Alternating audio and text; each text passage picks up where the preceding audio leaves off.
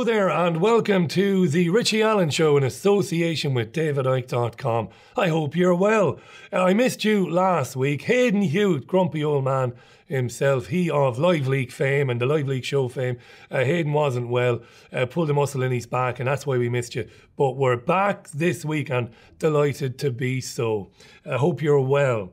I'm going to start this week with the historic child sex abuse inquiry, or maybe I should say the lack of any inquiry really. Have you ever heard of Colin Wallace? Now maybe if you're following the historic sex abuse inquiry closely, maybe you have heard of him, but I guess, or I bet that many of you will not have heard of him. Colin is a former Army intelligence officer, and 40 years ago he blew the whistle on child sex abuse going on at Kincora Boys Home in Belfast in Northern Ireland.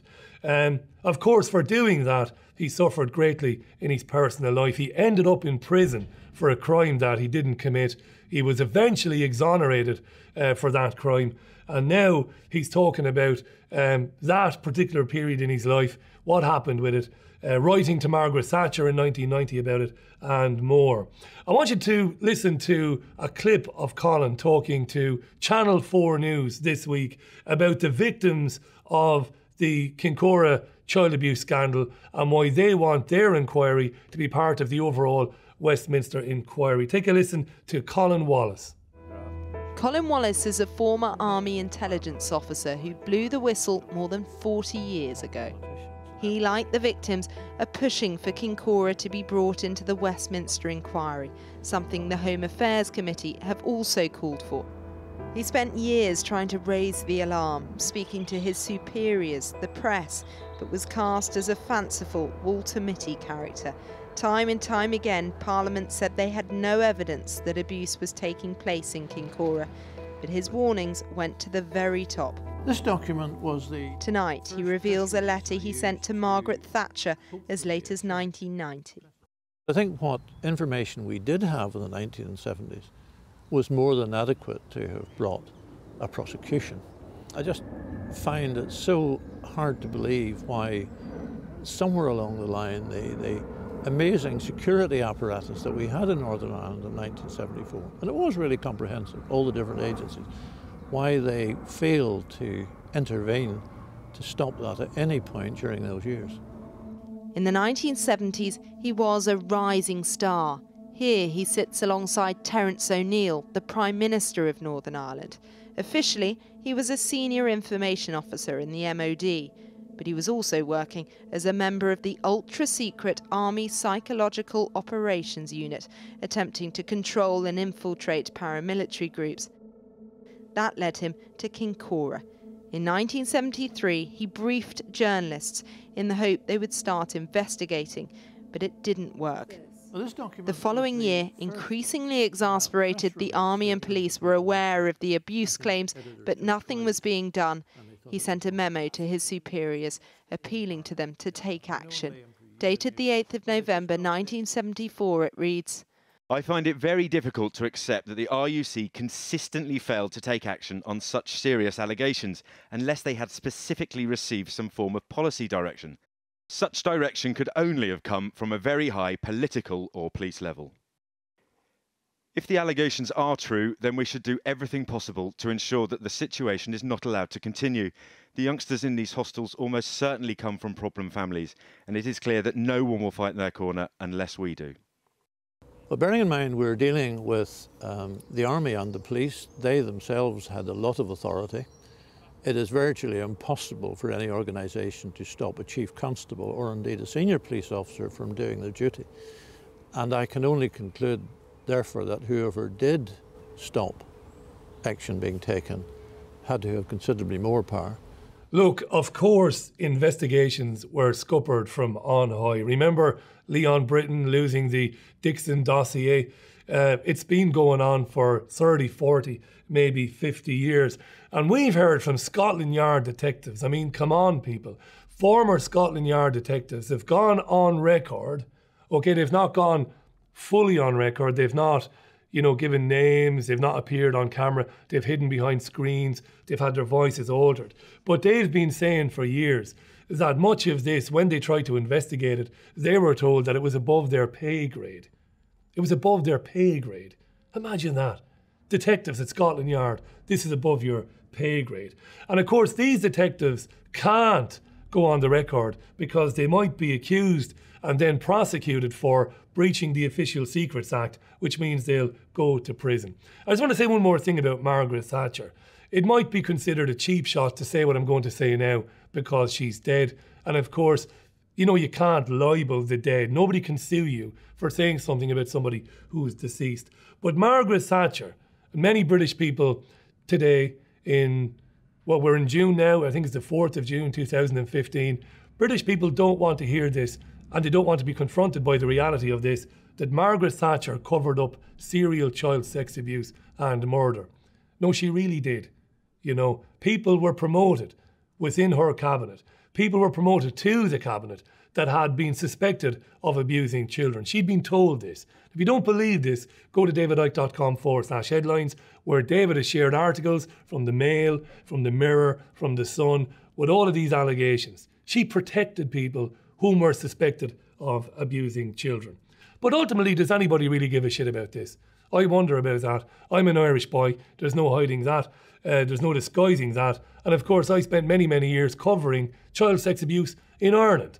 And when allegations come out on a daily basis, you wonder whether people just become desensitised to it. Have they lost their capacity to be horrified by the thoughts of somebody standing over a 6 or a 7 or an 8-year-old or a 4-year-old child and raping them while somebody else is filming it?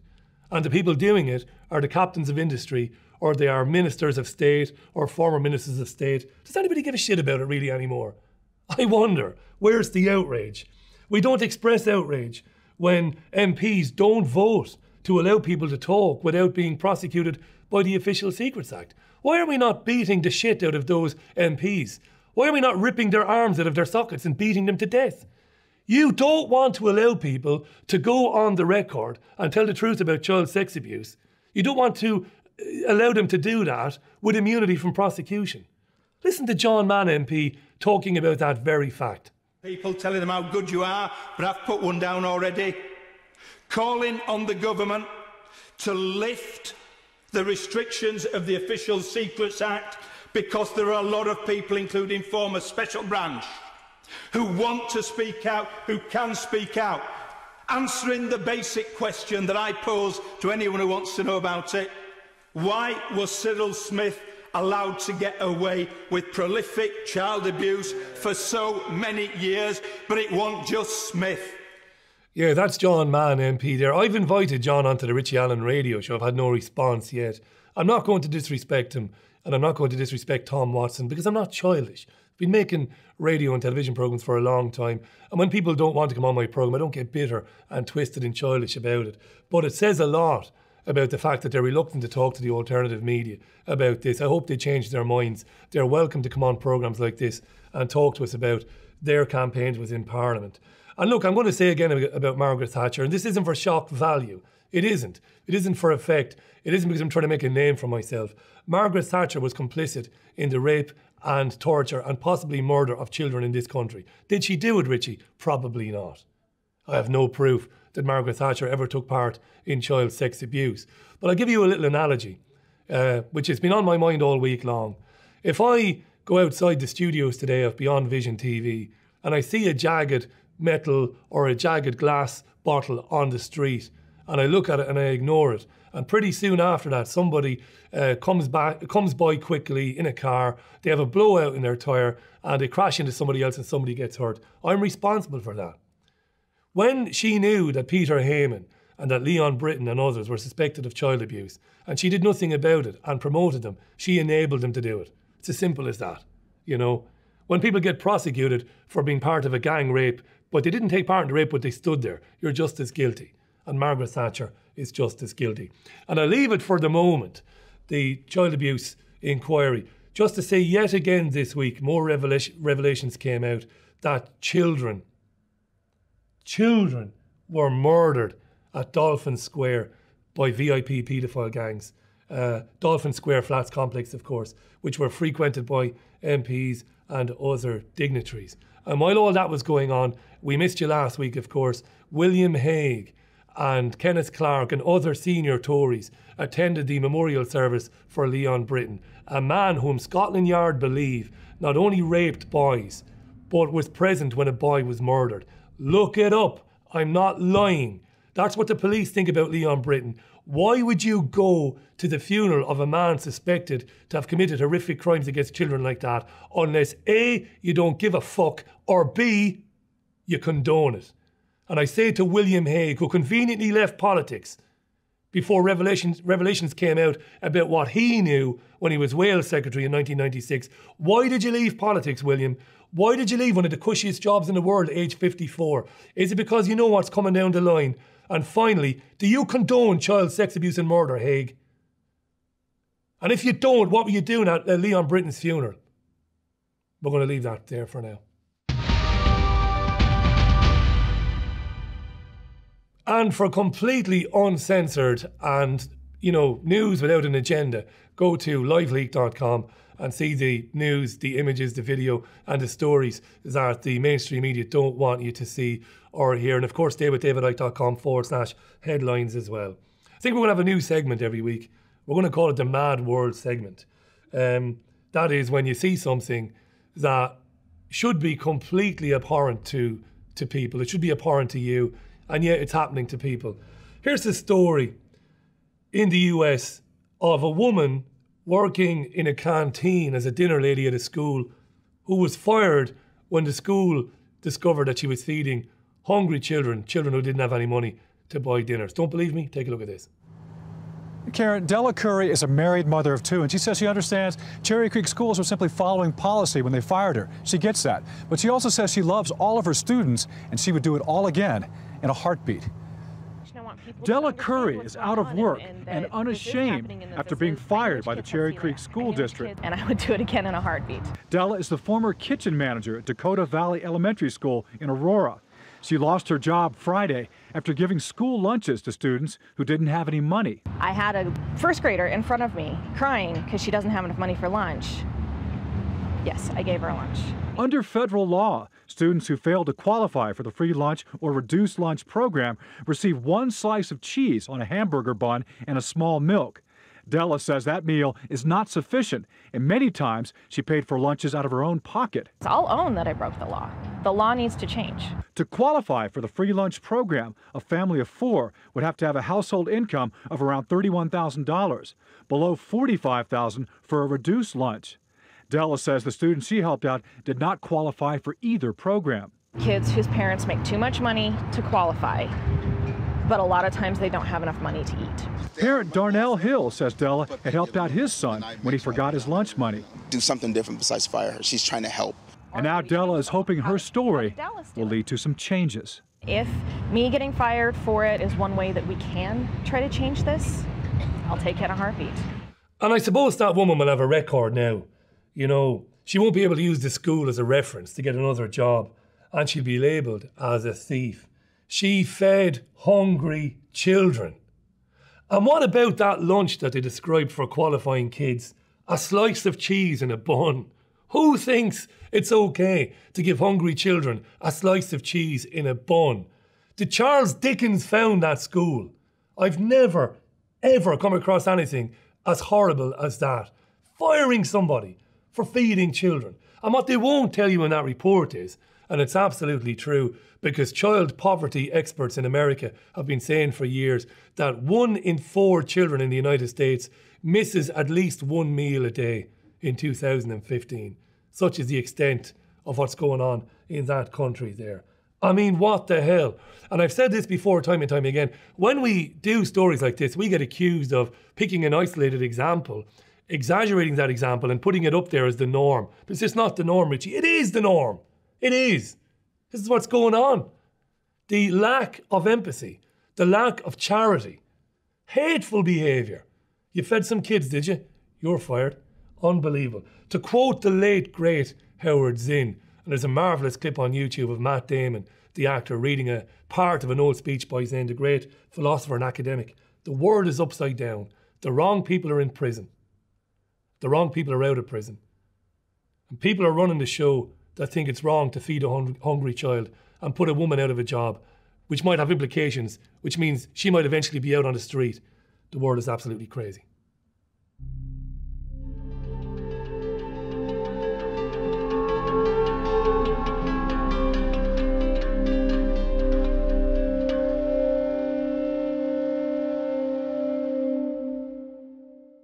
Hi there, it's Richie Allen here. How are you? This is a very brief and a very quick message just to remind you to help out the Richie Allen radio show. Go to richieallenshow.com/donate. 5 nights, radio a week, a podcast on Sunday. Hugely successful at the moment. Massive listenership, massive podcast following, but we need your help to stay afloat. Go to richieallenshow.com/donate. This has nothing to do with the Richie Allen TV show, which is completely free and it's made for free. No money goes anywhere near the TV show, it's just for the radio. So go to richieallenshow.com/donate and help keep this terrific radio show, he says, with a huge massive head and a big ego. It's doing all right. Go to richieallenshow.com/donate. Thank you. Attention small business owner, when is a box more than just a box? No! Oh no, that's just weird. A box is more than just a box when it can give you a couple of extra hours in bed, or at the very least some time to do something more fun and or productive than bookkeeping. Just bang all your paperwork in a box and we'll take care of the rest. Accounts Direct. Accountants on your side.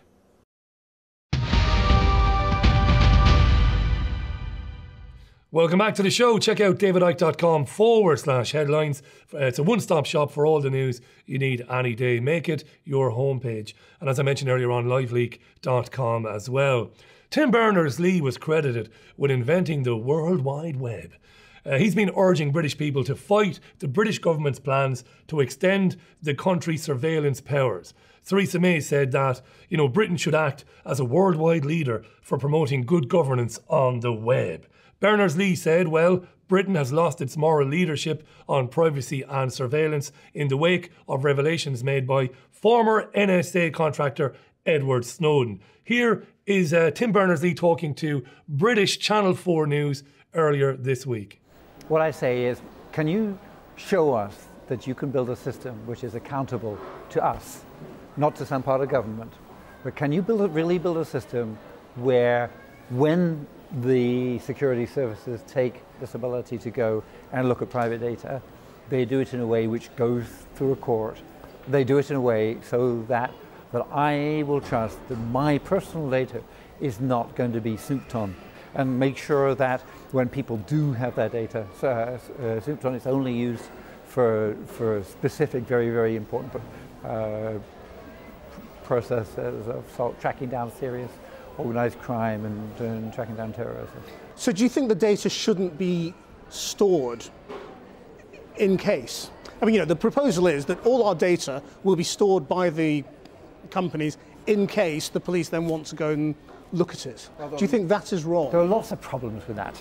First of all, you're storing the data about everybody. That means you're storing the data about all the people in Britain, including all the members of Parliament, all the judges. What's wrong with this picture? Somewhere there's a pot of data which could be used to blackmail, could be used to attack.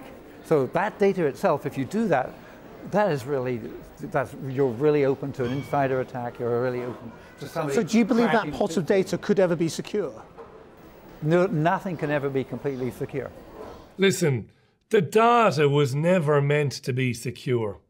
And the implications of this are terrifying. How easy is it to manipulate that data once you've stored it and make it look like an enemy of yours or an enemy of the state, for example, is a child porn surfer or browser, for example. It's incredibly easy. It's incredibly easy, right? That's the huge problem with this. Not getting into what we got into previously on previous shows here and on the radio show about what this is really about, which is shutting down opposition to the government and shutting down opposition to the state.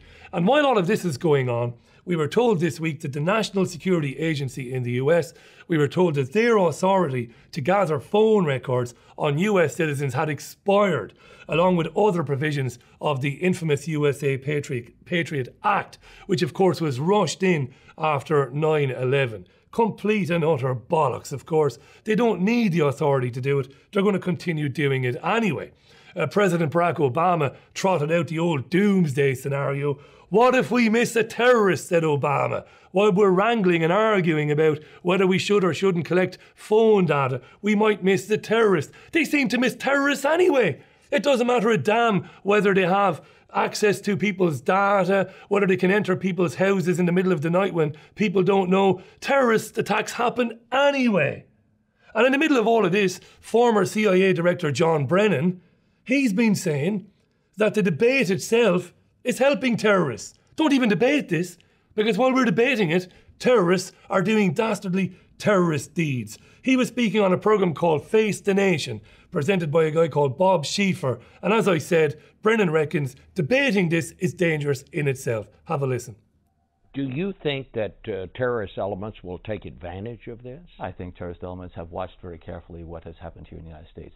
Whether or not it's disclosures of classified information or whether it's changes in the law and policies, they're looking for the seams to operate within. And this is something that we can't afford to do right now, because if you look at the horrific terrorist attacks and violence that's being perpetrated around the globe, we need to keep our country safe, and our oceans are not keeping us safe the way they did a century ago. You know what Bob Schieffer should have done there? Because it was his last programme as presenter of Face the Nation. He should have punched him in the fucking mouth. That would have been some show, wouldn't it? In the mouth. What do you mean, don't debate it? How can they get away with that? Are people so fat and lazy and wasted that they don't look at something like that and be completely horrified? Don't you debate stuff, because if we debate stuff, it only helps the bloody terrorists. It's amazing. And while all of that's going on, ISIS are everywhere, we're being told. Terrorists are waking from their sleeper cells in the US. Global warming is going to kill us all. It isn't, by the way. And they're not calling it global warming anymore. As you know, they're calling it climate change now, because the world isn't warming.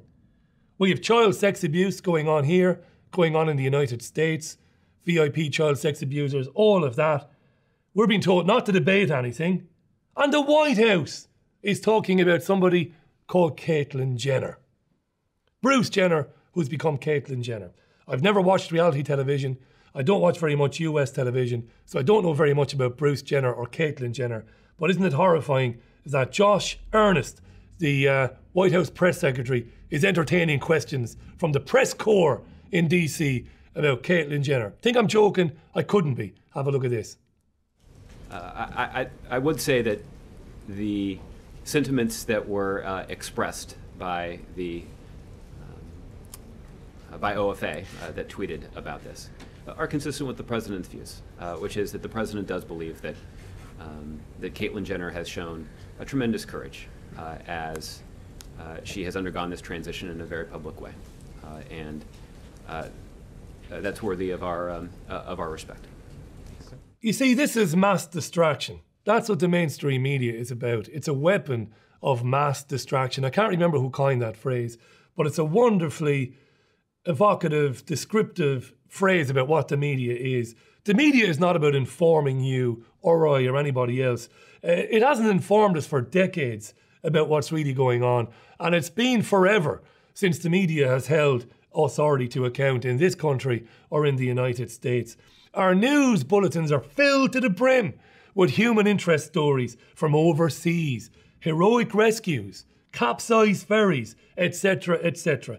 I don't give a shit about the ferry that capsized in China in the Yangtze River. I couldn't care less about it. Why?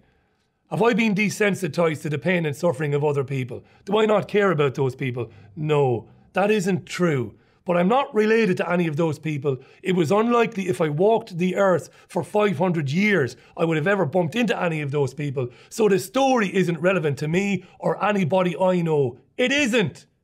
It's a one-line throwaway.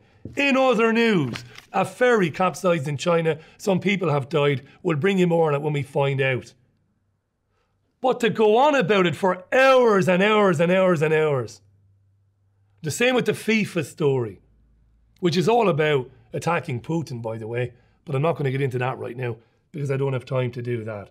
There is no serious examination of politicians or of corporations or of authority in the mainstream media today. There hasn't been forever. And that is why programs like this exist. We'll take a very short break. We'll be back with more in a minute.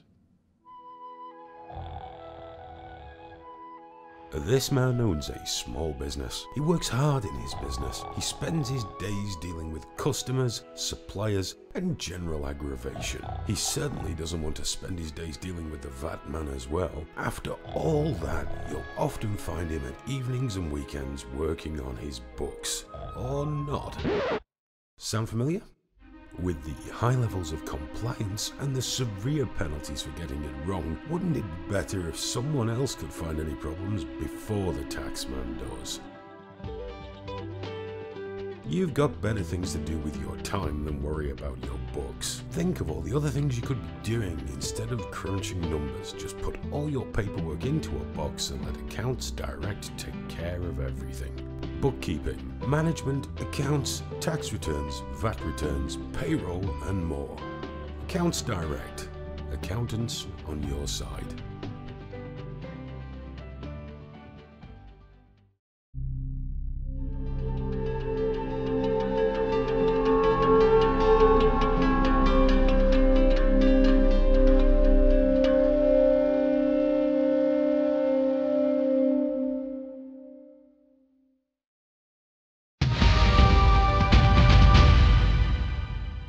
Of course, you can catch me Monday to Friday on the Richie Allen radio show on davidicke.com, Fab Radio International, Talk Radio Europe and neonnettle.com. It's every Monday to Friday at 8 p.m. BST, tune in.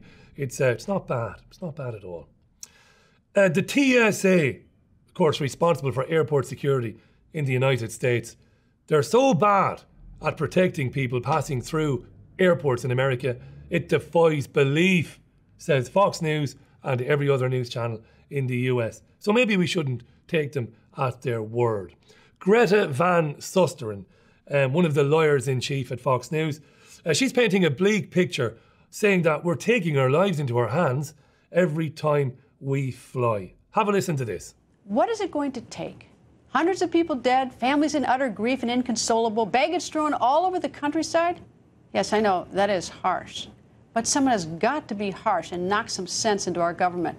According to a DHS Inspector General report, the TSA is not properly managing the maintenance of airport screening equipment. Really? The equipment that identifies bombs, knives, and box cutters?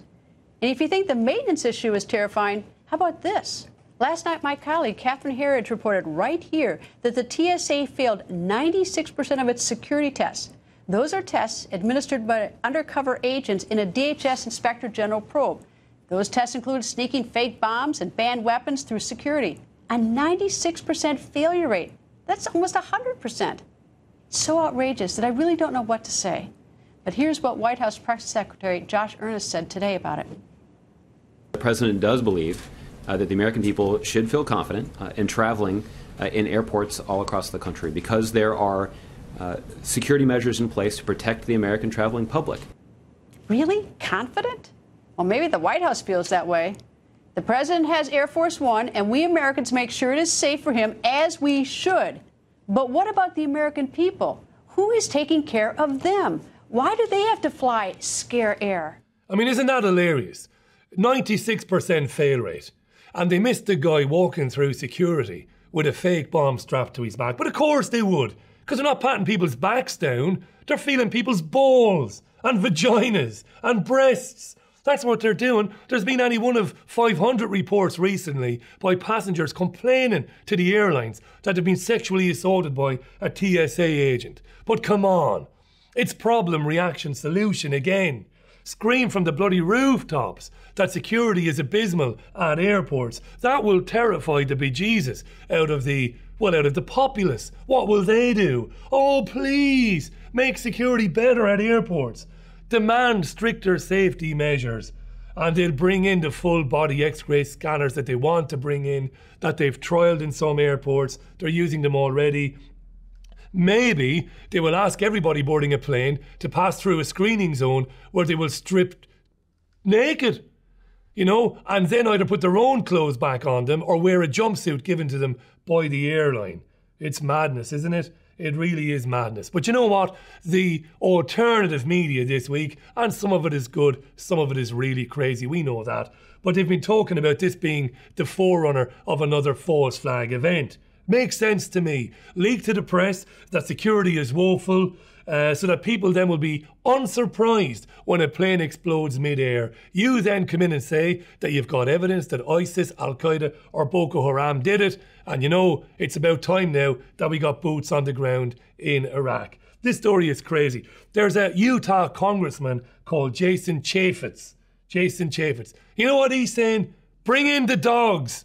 Bring in the dogs. Have a listen. But I don't think they're doing what they should be doing. What they should be doing is behavioral profiling. They should be screening for going through a metal detector, and then they should be implementing the dogs. It's time to bring in the dogs. The military, trying to find improvised explosive devices in Afghanistan and Iraq, found through an organization called JIDO, the Joint Improvised Explosive Device Defeat Organization. The general came out and said the single best way to find an explosive device is a dog. Instead, what we're doing at the airports is a lot of security theater. What we need are things that can actually find explosives, and dogs are the best way to do that. These Nazi imagery, isn't it really? You know, massive German shepherds sniffing around children, get the guards wearing jackboots, why not? You know what this is about, whether you want to believe it or not, I couldn't care less, to be honest. It's about conditioning children to accept a police state, and again, laying the groundwork and the pre-excuses for a false flag attack. And on the children thing, I believe the Irish actor Chris O'Dowd, who's doing quite well for himself at the moment, he's in a couple of big sitcoms and he's made some interesting films. Chris's young lad, who's 3, was turned upside down at Gatwick Airport a couple of weeks back, which I think he ranted about on Twitter. That's what it's all about. It's all there for you people. It's all there. You need only open your eyes. Now, in the second part, I suppose, if I cannot believe this, but it is actually true segment of the programme, I came across a story on USA Today this week that just drove me absolutely crazy. You will know about the California drought, and NASA and Nestle and all the corporations. I think in our last programme we got into that in great detail, so I won't labour the point about what's going on in California. But apparently, in some counties, in that mammoth state, people are being urged to use a new phone app which enables you to report on fellow citizens and neighbours if you suspect that they're a waster of water. Take a listen to this from USA Today. If the sound of water runoff makes you do a double take, you're not alone. In the push to help people conserve, Placer County Water Agency launched 2 new smartphone apps last October. One is a shower timer. Placer County Water Agency also launched an app for people to report water wasters. You can go to the PCWA website and download the app to your iPhone or Droid. Customers can take a picture of water waste, send it to us, and it will actually include the GPS locations, so then we can follow up with that customer. Check out this picture. A customer used the phone app to report the water waster. Same story here. Creators say the app isn't meant to find offenders, but to encourage water conservation. And most of the time when we have water waste, some people don't even know. So it's just getting out there and letting them know, and then we can help them fix the problem. PCWA says the app for citizen reporting, in essence, puts more boots on the ground in an effort to spot water waste and to stop it. I think it's a great idea. But Robert Burks has mixed feelings about it. It feels like policing. I think the first thing I do is ask the people if they're aware and have them stop. Whether or not you use the phone app to report water waste, most people realize what's important. It's going to be a long time without water here in California, so the more we are aware, the more we can save. This is the world we live in. You know, we don't do fear porn here and try and avoid as best as we possibly can over-sensationalising or over-dramatising things like this. But they're asking people in a state where its water resources have been sold to private corporations by a succession of corrupt governors, people like Schwarzenegger, Gray Davis, Jerry Brown, the current governor. They're asking people to rat on one another if they accidentally leave the faucet, because that's what they call it in the US, or the tap running. My good mate Hayden Hewitt just reminded me that here in Britain, when there's a hosepipe ban during particularly warm times during the summer, people are asked to report on their neighbours if their neighbours are watering their gardens. This is truly terrifying, not least because people will do it. But I say this, take that, download the app and follow Jerry Brown, the Californian governor, all over the state and use the app to report him. Because it's Jerry Brown and his predecessors that sell 800 gallons of water per dollar to massive, evil, hateful corporations like Nestle, who then sell it back at a massive profit to the not the Colorado people, although it's happening in every state, but to the Californian people. You couldn't make it up if you wanted. And that's about it for this week's episode. Thank you very much for watching. Before I go, though, let me direct you to davidicke.com/headlines, and of course the great liveleak.com, one of the world's biggest websites with terrific stories, terrific imagery, sometimes horrific imagery, but it's important, from war zones and places around the world. Reality, which is not given to you by the mainstream media. That segues nicely into the Live Leak show itself, which is a fantastic live show, and I mean that, it really is brilliant. There's nothing like it on TV anywhere, which goes out every Thursday night at 10:30 p.m. on liveleak.com. And if it starts on time at 10:30 p.m, get your affairs in order, because the world is going to end. All right. I'm going to be, and of course the Richie Allen radio show every weeknight at 8 p.m. British summertime on davidicke.com, Fab Radio, Talk Radio Europe and Neon Nettle. Going to leave you with sad news this week about John Harris passing away. Now, many viewers of this programme and many listeners to the Richie Allen radio show will know John. It's to my regret that I never had the opportunity to interview John and get to know him well. He was a prominent figure in the British Freemen on the Land movement, and he founded the People's United Community website. Check it out, it's tpuc.org. He was an expert in constitutional law and in the law of the land, and he was very, very much beloved by watchers and viewers and people who participate in the alternative media. So we'll say rest in peace to John Harris, and I'll leave you with that. Thank you for watching the programme. Share it on social media, on Facebook and on Twitter. Let people know about it, and I will see you next time. Bye for now.